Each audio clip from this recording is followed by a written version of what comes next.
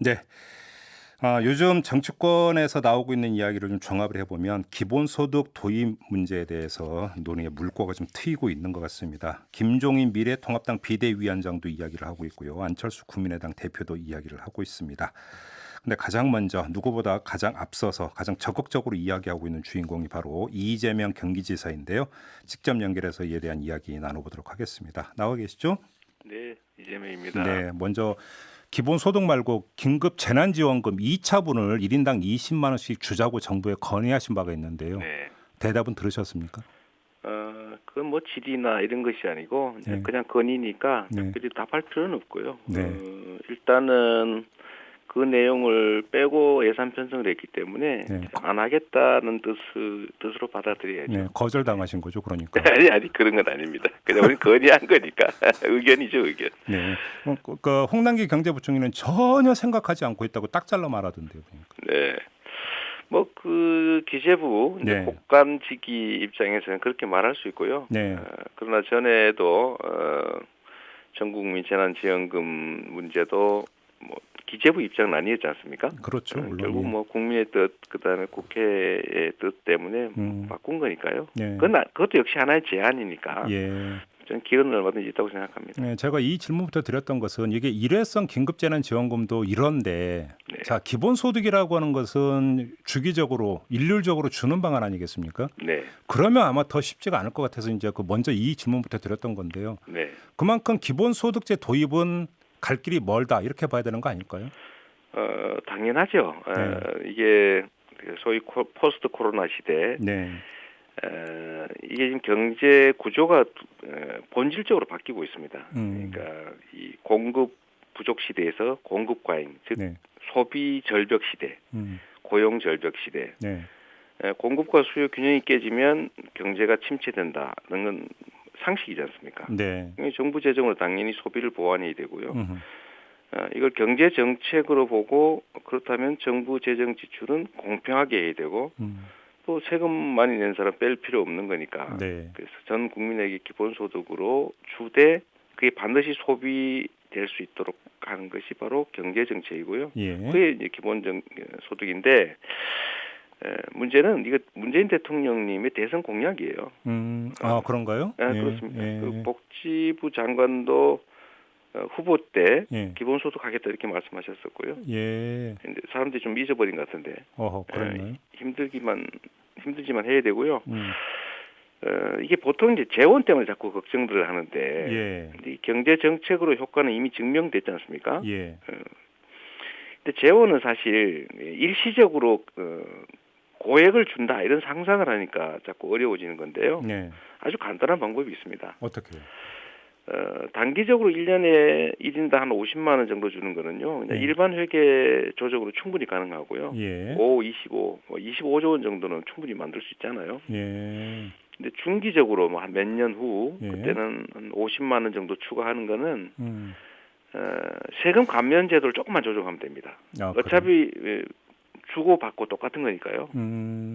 그래서 한 1인당 100만 원 정도는 한 뭐 5년 안으로 하고 네, 그 이상의 금액은 국민들이 동의해서 세금 내니까 이게 전액 되돌아오는구나. 이게 경제에 도움이 되는구나. 네, 라는 확신이 들면 증세를 반대 안 할 테니까 예, 그때부터는 기본 소득용 목적세를 새로 만들면 됩니다.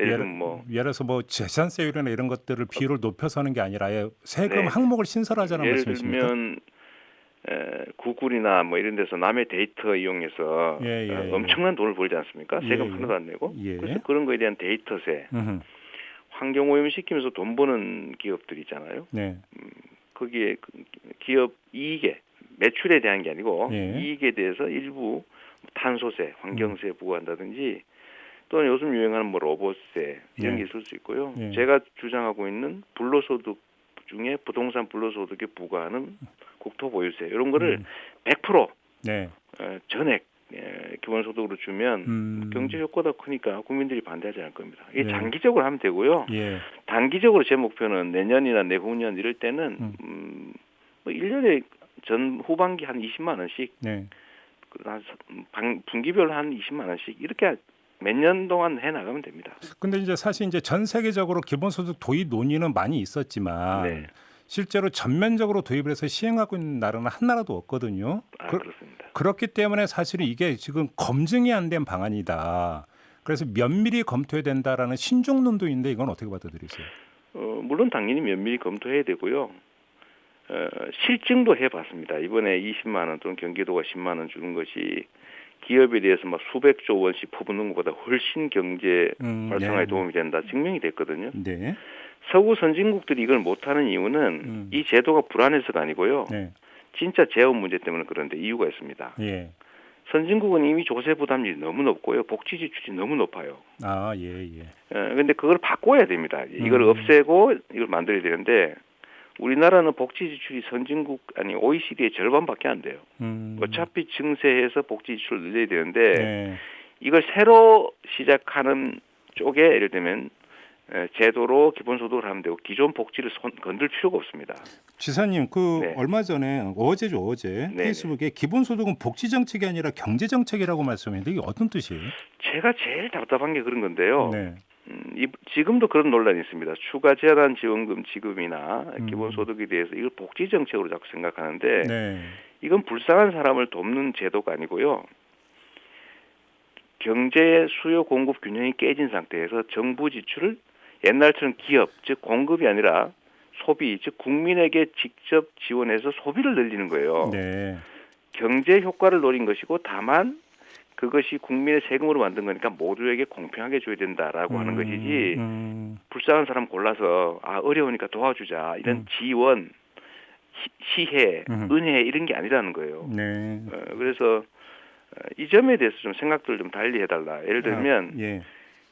우리가 나쁜 경제 상황을 개선하기 위한 경제 정책을 지금 고민하고 있는 것이지 예. 나쁜 경제 상황을 기정사실로 받아들이고 그거는 극복할 수 없으니까 대증요법으로 아픈 데나 좀 이렇게 치료하자. 이게 바로 복지 정책이고요. 근본적으로 경제 문제를 해결해서 다시 원래의 선순환으로 되돌아가자라고 하는 건 경제 정책이잖아요. 예, 어떤 취지의 말씀인지 좀 이해가 되는데요. 그러면 저희가 며칠 전에 최운열 전 의원하고 인터뷰를 하면서 이제 그 최운열 전 의원도 이제 이 기본소득 도입을 적극적으로 검토를 해야 된다고 이야기를 하면서 덧붙인 말이 기존에 이제 그 복지 급여가 여러 가지가 있지 않습니까? 이거를 그러니까 통합하고 일원화하면은 사실은 재원이 생각보다 덜 들 수도 있다고 이야기를 했는데 이건 어떻게 받아들이세요? 그게 바로 문제입니다. 이게 현장성에 좀 기초해야 되는데 그냥 이론적으로 자꾸 생각을 하니까 자꾸 무리가 발생하는 거예요. 돈이 필요하지 그럼 증세해야지 이런 생각이라든지 돈이 필요하니까 기존 복지를 다 정리해야지 이러니까 국민들 입장에서는 세금 더 내라는 거야? 그럼 복지 없어지는 거야? 당연히 저항하죠. 제가 말씀드린 것처럼 기존의 복지 정책에 손댈 필요가 없고요. 증세할 필요도 없습니다. 일반 회계 조정으로 소액이 가능하고 국민적 공감대가 형성이 되면 그때 증세 논의를 해도 늦지 않죠. 알겠습니다. 자, 어제 김종인 미래통합당 비대위원장이 JTBC 뉴스룸에 나가서 이제 이런 이야기를 하던데요. 기본소득 같은 경우는 충분히 검토할 수 있는데 그게 생계에 도움이 되려면 최소한 최저 생계비 수준은 맞춰줘야 되는 거 아니냐. 그러면 여기에는 엄청난 재원이 드는 거기 때문에 바로 도입하기는 힘들다. 이런 취지로 이야기를 하던데 어떻게 받아들이세요? 그런 게 바로 똑같은 문제라는 거죠. 이게 아니 왜 한꺼번에 해야 됩니까? 조금씩 천천히 순차적으로 좀 이게 저는 현장에서 행정을 해본 입장에서는 이번에도 10만 원 정도 지급하니까 효과가 엄청나게 크더라. 10만 원씩 1년에 2번 주다가 좋네. 그러면 1년에 4번, 1년에 6번, 1년에 12번 100만 원 해서 120만 원 이렇게 하면 되잖아요.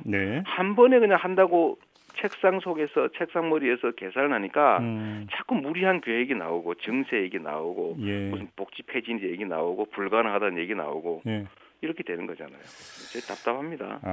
그럼 지금 조금 전에 이제 지사님께서는 일단은 1년에 50만 원, 그다음에 한 5년 뒤에는 1년에 한 100만 원 이렇게 이제 말씀하시는데 이게 지금 지사님이 구상하고 있는 구체적인 방법입니까? 그냥 쉽게 예만 든 겁니까? 구체적인 방법이죠. 그게 그렇죠. 이게 지금 당장은 국채 발행해서 세금 넣는다고 자꾸 주장하잖아요. 아니 국채를 1, 2년, 3년짜리를 발행해가지고 일반 회계에서 갚으면 됩니다.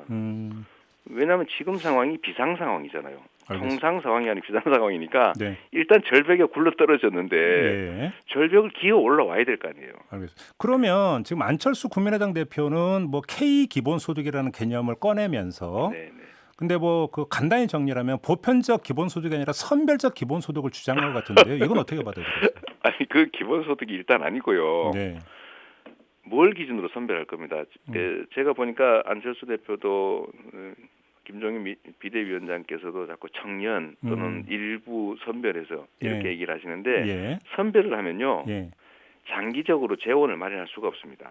세금 내는 사람하고 혜택 받는 사람이 분리가 되는데 나중에 더 늘려나갈 때 세금 내는 사람이 저항하죠. 그러니까 세금 내는 사람이 동의할 수 있는 정책을 만들어야 됩니다. 네. 그래요. 알겠습니다. 아무튼 이제 논의의 물꼬는 그럼에도 불구하고 튀었다라는 점에서는 의미 부여를 해도 될 것 같은데요. 그렇습니다. 이 논의의 주체가 결국은 국회가 돼야 된다고 생각하세요? 어떻게 보세요? 뭐 근본적으로는 국민들의 뜻이고요. 그러다 끌어나가는 현실적 안은 국회가 만들어야 될 테고 거기 더해서 저는 복지부가 또는 기재부가 대통령 공약이기도 하기 때문에 좀 실무적이고 장기적이고 실현 가능한 안을 지금부터라도 빨리 논의하는 게 좋다고 생각해요. 근데 지금 청와대 같은 경우는 아직은 빠르다는 입장을 내놓지 않았습니까? 그 상태에서 복지부가 움직이겠습니까? 어떻게 보십니까? 오늘은 이르다고 말했지만 내일은 적절한 시기가 될 수도 있죠. 근데 이게 결국은 사회적 합의라고 하는 것은 정치 행위를 통해서 수렴되는 거 아니겠습니까? 그래서 이 질문을 안 드릴 수가 없는데요. 혹시 기본소득 도입이라고 하는 화두가 대선에서 아주 주된 화두가 될 가능성이 있다고 전망하십니까? 어떻게 보세요? 저는 저번 대선 경선 때도 이게 1번 공약이었고요. 물론 뭐 전혀 실현 가능하지 않은 일이었긴 하지만 대선 이전에도 이 경제 구조의 변화 때문에 피할 수 없는 아젠다가 됐고요. 결국은 이 정책 자체는 시기의 문제이지 도저히 피할 수가 없습니다. 수요 공급의 균형을 어떻게 맞출 거예요? 정부가 하는 역할이 경제가 선순환하게 하는 건데 그 수요 공급을 조정하는 역할을 정부가 세금으로 재정을 통해서 하잖아요. 근데 지금 아다시피 4차 산업혁명 때문에 일자리 다 없어지고 소득은 한쪽으로 몰리고 수요는 사라져서 균형이 깨졌는데 무슨 방법으로 수요와 공급의 균형을 맞출 겁니까? 선택의 여지가 없어요. 지사님, 제가 한번 그럼 이렇게 질문을 드려보겠습니다. 만약에 여건이 허락을 한다면 지사님께서 그러니까 기본소득 도입을 제1호 공약으로 해서 대선에 도전할 의사도 있으십니까? 그 질문은 결국 대선 얘기인데요. 지금 제가 도정해야 될 상황인데 도정해서 그 조금 부분적이나마 좀 사례를 만들고요. 어쨌든 이번에도 경기도 재난기본소득이 전국민 재난지원금이 물꼬를 텄지 않습니까? 그걸 통해서 온 국민이 이게 국민에게 지역화폐로 그 소멸성 지역화폐로 지급하는 이런 정부 재정이 경제의 기존 정책보다 몇 배 효과가 있구나 체감했잖아요. 근데 그게 또 결국은 이런 정책에 대한 국민들의 생각도 바꾸게 된 거고 드디어 이 정말 가기 두려웠던 새로운 길 있지 않습니까? 어둡고 컴컴하게 각오하지만 그 길을 갈 용기를 얻었잖아요. 그러면 충분하죠. 그 용기를 하면 어떤 용기인가요? 새로운 정책에 대한 용기죠.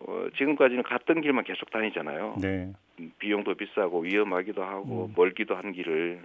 근데 훨씬 더 가까운 가로지르는 길이 있는데 그 길은 제가 먼저 살짝 한번 갔다 와보고 보여드렸지 않습니까? 이건 안전하고 빠르고 편하고 싼 길이다.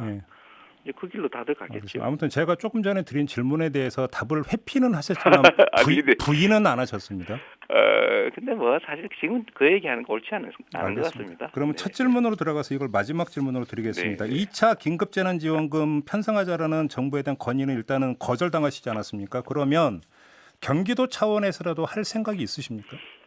일단 저희도 분명히 말씀드린 것처럼 우리는 적은 예산으로 실험을 했기 때문에 재원이 제로입니다. 없습니다. 없습니까? 또 추가로 드릴 돈은 없고요. 전 정부는 국채를 발행할 수도 있으니까 더군다나 우리나라의 국채 비율이 뭐 선진국의 절반도 안 되니까 40%밖에 안 되니까 선진국 한 100% 넘거든요. 그러니까 2, 3년 정도 감면 조건을 해도 되고 뭐 영구채를 발행해서 아예 없는 걸로 해도 되고 그런 식으로 지금 당장 급한 불 꺼야 되고요. 네네. 지금 사람이 어디 절벽에 굴러들어서 중상을 입었는데 돈 빌려서라도 수술해야 되고요. 알겠습니다. 참 까먹은 게 하나 있는데 진중권 교수의 설전은 이제 끝났습니까, 지사님? 글쎄요, 그거 뭐 별로 중요한 얘기 아닌데.